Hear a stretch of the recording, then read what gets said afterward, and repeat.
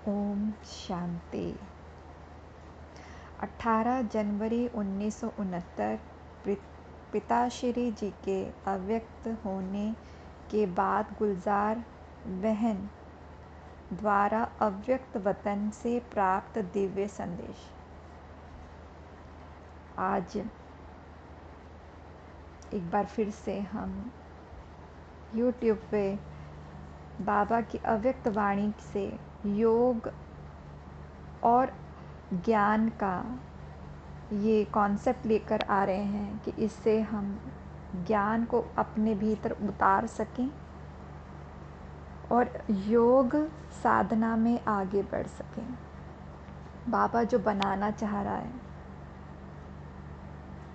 बाबा के इस ज्ञान और योग से हम सबके दुखों का अंत भी हो और हम संपूर्ण बन सकें जैसा बाबा देखना चाहता है। आइए सभी स्थित होंगे अपनी आत्मिक स्थिति में और देखें स्वयं को सूक्ष्म वतन में। बाप दादा के पास मैं फरिश्ता विद्यमान हूँ। बाबा के हाथ में किताब है। बाबा मुरली सुना रहा है।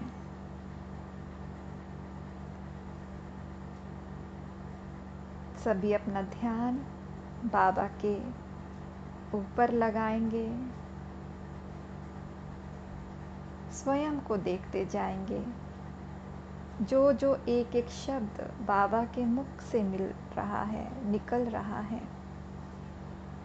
उसकी वो धारा मुझ आत्मा में बहती जा रही है। Indigo colour, blue, dark blue colour की धारा, ज्ञान की धारा बाबा के मस्तक से मेरे मस्तक में जा रही है, मेरे रोम रोम में जा रही है।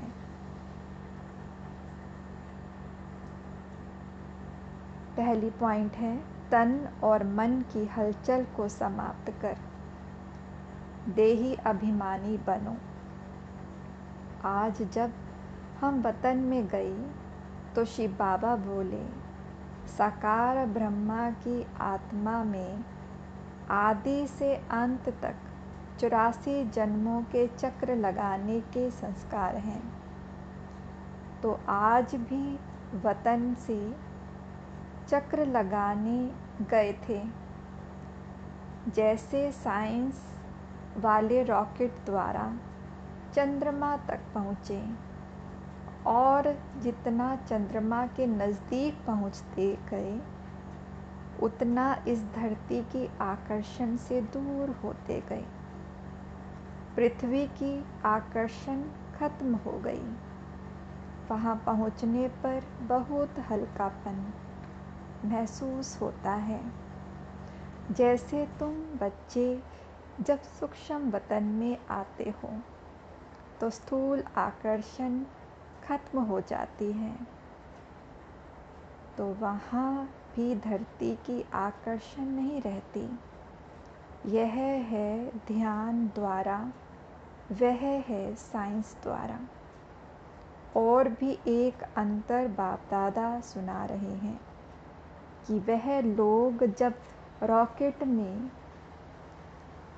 चलते हैं तो लौटने का कनेक्शन नीचे वालों से होता है, लेकिन यहाँ तो जब चाहे जैसे चाहें अपने हाथ में है।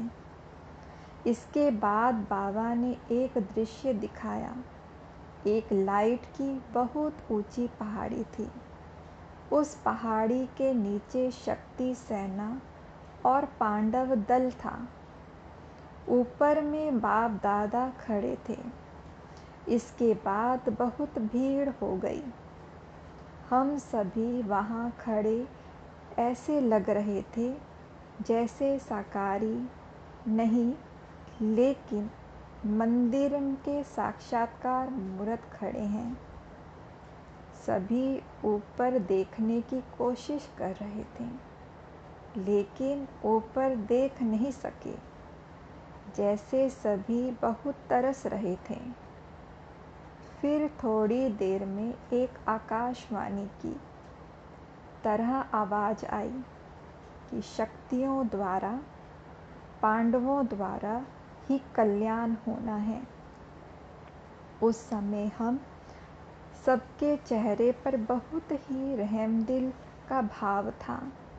उसके बाद फिर कई लोगों को शक्तियों और पांडवों के अव्यक्त ब्रह्मा का साक्षात्कार, शिव बाबा का साक्षात्कार होने लगा। फिर तो वह सीन देखने की थी। कोई हंस रहा था, कोई पकड़ने की कोशिश कर रहा था, कोई प्रेम में आंसू बहा रहा था, लेकिन सारी शक्तियाँ आग के गोले समान तेजस्वी रूप में स्थित थी। आप स्वयं को भी देखते जाएं। बाबा की वो दिव्य नेत्रों से निकलने वाली ये ज्ञान धारा, मैं भी आत्मा बाबा के साथ कनेक्ट इस अग्नि के गोले में, इस शक्ति के गोले में स्थित हूँ, जहाँ देह नहीं, देख भान नहीं, जहाँ मन और तन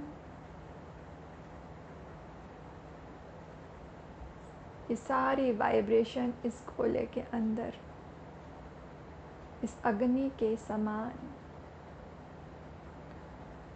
इस शक्ति के पवित्रता के समान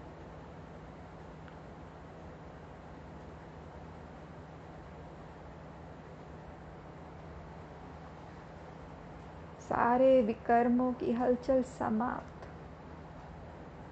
देह के अभिमान समाप्त।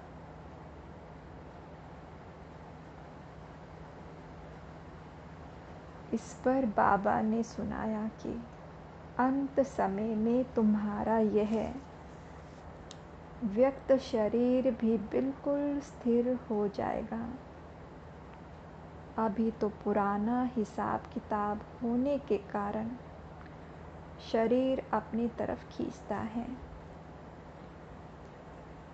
देखते जाएं स्वयं की आत्मा को, जो सिर्फ और सिर्फ शक्तियों से भरपूर है, परमात्मा से कनेक्ट है, देह के भान से अलग है।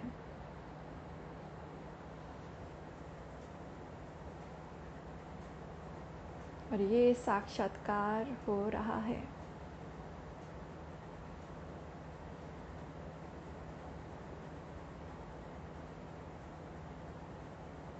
ये पवित्र धारा पूरी सृष्टि पर जा रही है।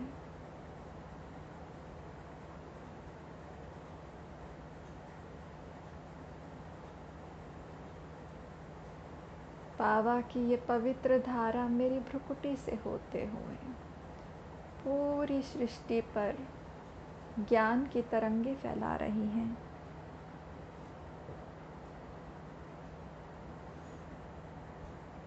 एक एक आत्मा का देहभान समाप्त हो रहा है, ज्ञान से भरपूर हो रही हैं, शांति से भरपूर हो रही हैं।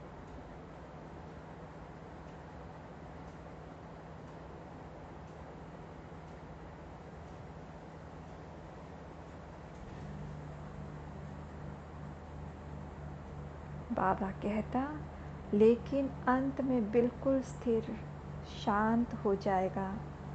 कोई भी हलचल ना मन में ना तन में रहेगी, जिसको ही बाबा कहते हैं देही अभिमानी स्थिति। दृश्य समाप्त होने के बाद बाबा ने कहा, सभी बच्चों को कहना कि अभी देही अभिमानी बनने का पुरुषार्थ करो। जितना सर्विस पर ध्यान है, उतना ही इस मुख्य बात पर भी ध्यान रहे कि देही अभिमानी बनना है।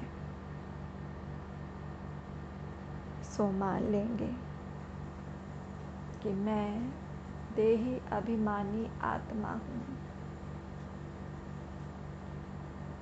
कि मैं देही अभिमानी आत्मा हूँ, कि मैं देही अभिमानी आत्मा हूँ, मैं देही अभिमानी आत्मा हूँ, मैं देही अभिमानी आत्मा हूँ, मैं देही अभिमानी आत्मा हूँ,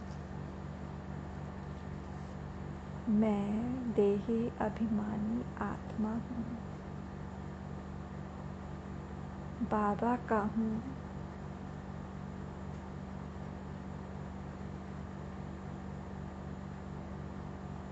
मैं इस प्यारे शिव बाबा के साथ कनेक्ट हूँ।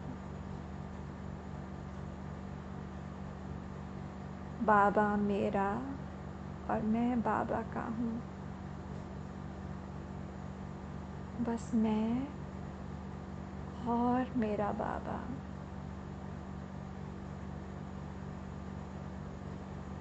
बस मैं और मेरा बाबा, बस मैं और मेरा बाबा।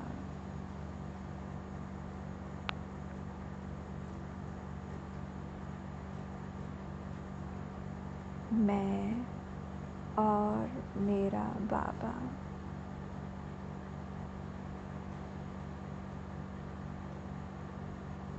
ओम शांति। सभी स्व मान लेंगे इस मुरली के आधार पर। सभी देखें स्वयं को अपने घर की अंदर कि मैं इष्ट देव देवी हूँ, कि मैं इस घर की इष्ट देव देवी हूँ, कि मैं इस घर की इष्ट देव या देवी हूँ। अपने स्वरूप को देखते जाएं। जो भी आपका स्वरूप बनता है, किसी देवता का, देवी का जो कनेक्शन है, वो धारणा, वो शक्तियाँ, वो पवित्रता, वो रूहानियत आप में भरती जा रही है, वो गुण आप में भरते जा रहे हैं कि मैं इस घर की इष्ट देव देवी हूँ, कि मैं इस घर की इष्ट देव देवी हूँ, मैं इस घर की इष्ट